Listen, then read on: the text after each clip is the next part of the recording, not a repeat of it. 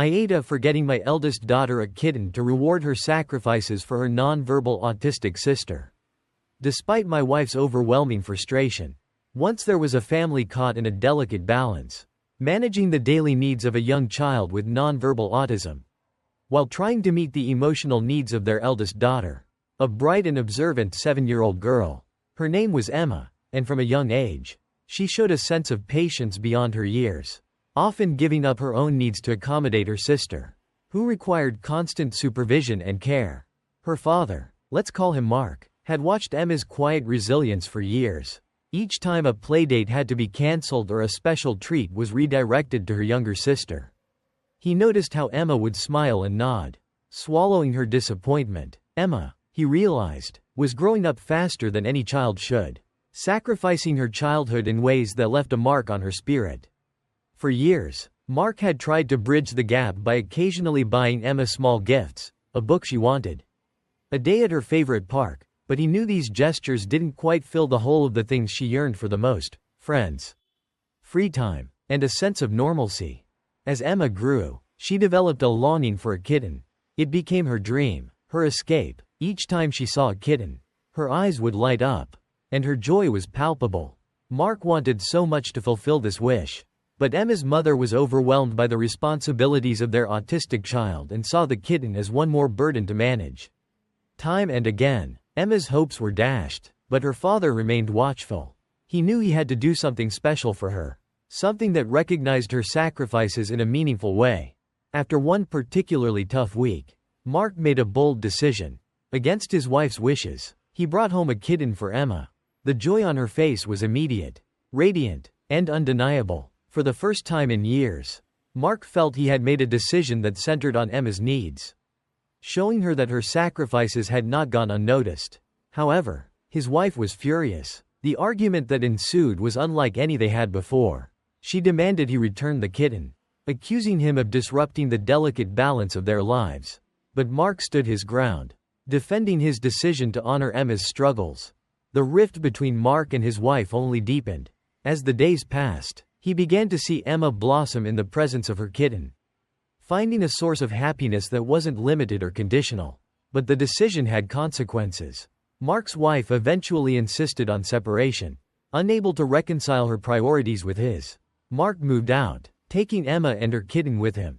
Determined to offer her a life where she could feel valued, he arranged for therapy for Emma, knowing that years of sacrifice had taken a toll on her emotionally. One day, Mark confided in an old friend, a psychologist, who shared insights that resonated deeply. Children like Emma, who live with the unique demands of a sibling with high-needs autism, often face lifelong emotional challenges, sometimes leading to anxiety, depression, and resentment. The psychologist recommended long-term solutions for their younger daughter's care, explaining that these would ultimately benefit the entire family. Mark, heartbroken but resolute, realized he could not do this alone. He was making these choices not only for Emma but also to protect their younger daughter's well-being. The journey was far from easy. Through trial and error, countless sacrifices, and painful realizations, Mark came to see that caring for both his daughters required different paths. Emma needed freedom, recognition, and space to grow, while his younger daughter needed specialized care. Mark's decision allowed both girls to thrive in ways he hadn't imagined, with Emma's story serving as a powerful example of the impact of silent sacrifices. "I had a baby as a result of an affair and now his wife is reaching out to me. I'm so stupid." The story begins with Emma, a 26-year-old woman, whose life takes an unexpected turn when she meets James, a seemingly single and charismatic older man who brings warmth and excitement into her life. Emma is drawn to James's maturity, his successful career, and his seemingly open, caring nature. Their connection feels instantaneous and profound, almost as if they were destined to meet. They spend long nights talking about everything under the stars. And for Emma, it's an escape from the mundane routine of her everyday life. But what begins as a whirlwind romance quickly becomes entangled in secrets and lies. James, in his 40s, had painted himself as a dedicated single father, focused on raising his kids while maintaining his career. Emma admired his commitment to his children and his apparent dedication to family values. Yet, After months of dating and a deepening emotional connection, Emma finds out the truth in the most unexpected way. One evening, while browsing through James's social media, she notices some photos and small hints that raise questions. After a bit of digging, the realization hits her: James is married. Emma feels devastated, but she's also deeply invested in the relationship by this point. She confronts him, and James, unflustered, explains that his marriage is in name only and exists only for the sake of stability for his kids and business. He promises that he and his wife live separate lives and are waiting for the right time to officially part ways. His explanations sound plausible, even comforting, to Emma, and despite her misgivings, she decides to believe him. However, a year into their relationship, Emma's life is changed forever when she finds out she is pregnant. The discovery leaves her feeling a complex mix of excitement and fear. She imagines what life would be like as a family, even daydreaming of James leaving his current life to be with her and their baby. But when she finally shares the news with him, James's reaction is not what she hoped for. His face changes, and he immediately insists that this isn't part of their plan. He urges her to terminate the pregnancy, offering to fund the process and make it as smooth as possible. He even suggests a trip out of town to get it done, offering gifts and gestures that feel shallow in light of the situation. Emma's heartbreak is immense. She feels used, betrayed, and devastated by James's cold dismissal of both her and their unborn child. Despite the hurt, she decides to stand by her decision to keep the baby. After an emotional confrontation, she promises James that she will leave him alone, raise the child independently, and not seek any financial support or involvement from him.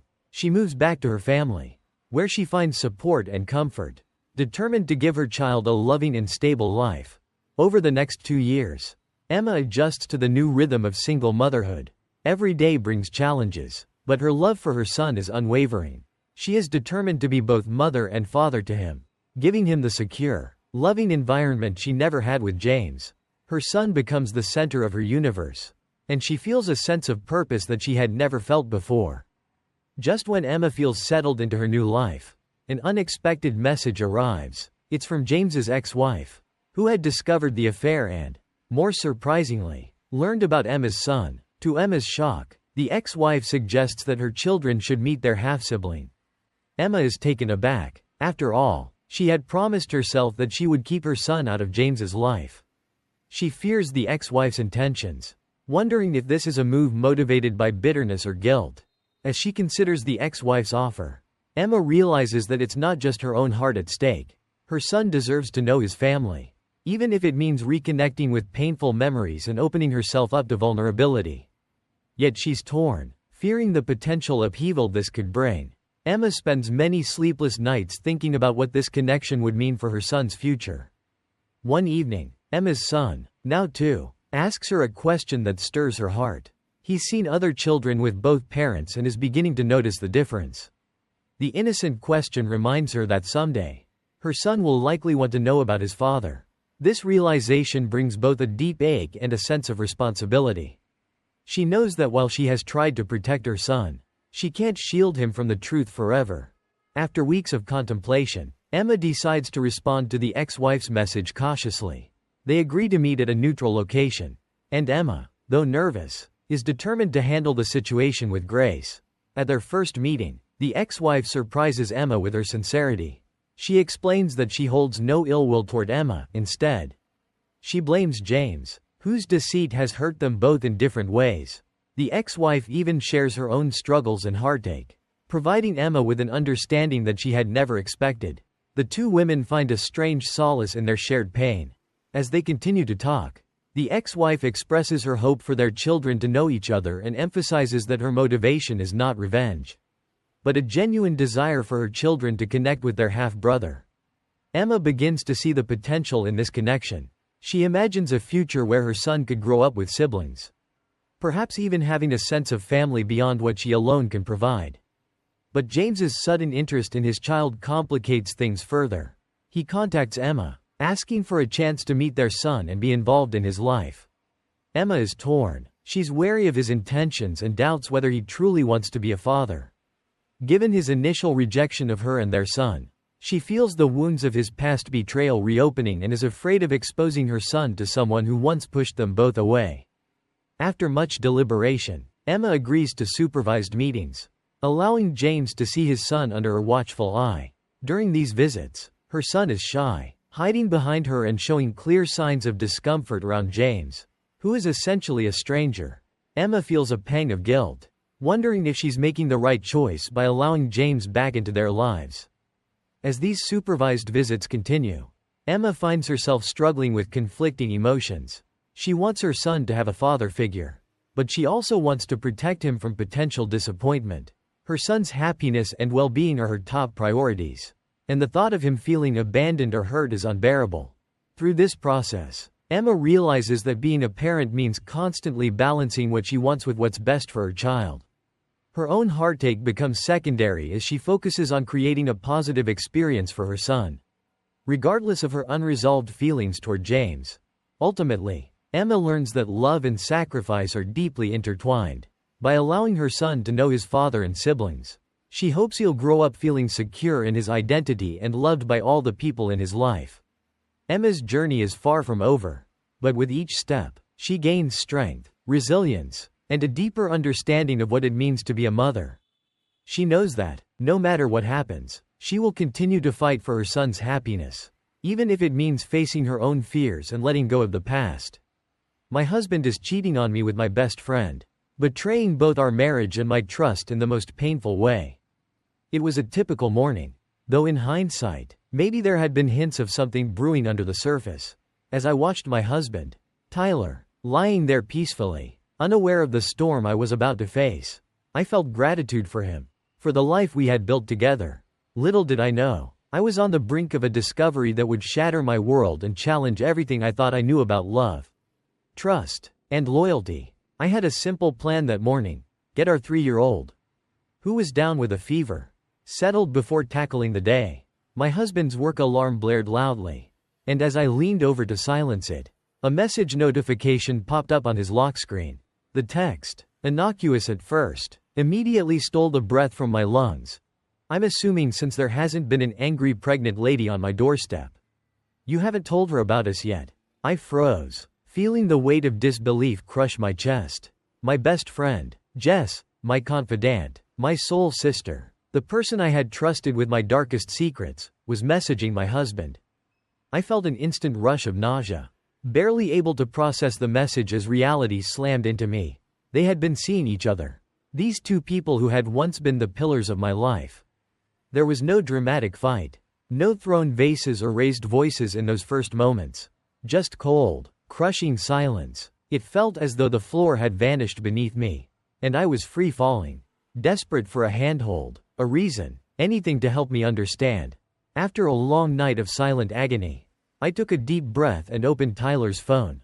I read through their messages, each word like a dagger, a silent betrayal of every promise we'd ever made to each other. There, in black and white, I saw the evidence of an affair stretching back 4 months. Hidden in plain sight, I could hardly believe it. There had been no suspicious late nights, no unexplained absences. He had woven their infidelity seamlessly into our daily life. I felt crushed, hollowed out, as though the love I thought we had was nothing but an illusion. My mind raced as I relived memories of recent months, moments where I had thought Tyler was comforting me, holding me up as I watched my father's health deteriorate. Now, those memories felt tarnished, a farce played out in front of my unsuspecting eyes. Still in a fog of disbelief, I reached out to my mother-in-law, Ruth, and to Jess's mother, Angie. Both women were horrified when I told them the truth. Angie, bless her heart, hugged me tight as I cried. She whispered words of strength, and I clung to them, holding onto her compassion as though it were a lifeline. Ruth, too, was devastated, struggling with the realization that her son had betrayed not only me but also the values she had worked so hard to instill in him. With their support, I knew I wasn't alone, and in those bleak moments, I found a flicker of strength. They encouraged me to take time to process, to lean on them while I figured out my next steps. Though I still had love in my heart for Tyler, the foundation of trust was irreparably shattered. The next days were a whirlwind of paperwork, meetings, and plans. I contacted a lawyer, A kind woman with a firm handshake and a determined look in her eyes. Who guided me through the legalities. Let's make sure he doesn't take anything more from you, she said, a spark of empathy in her gaze. I gathered all our financial records, sought advice on securing my assets, and prioritized protecting my children's future. I felt myself growing stronger, more determined, with each step. Every checklist I ticked off, every document I gathered was a small victory. A promise to myself and my children that we would be okay. Even if the road ahead seemed impossible. I spoke with my former boss, who kindly offered me my position back whenever I was ready. For the first time in days, I allowed myself a glimmer of hope. I could envision a life beyond this hurt. A new beginning where I wasn't weighed down by secrets and lies. With my plan set, it was time for the hardest part, confronting Tyler and Jess.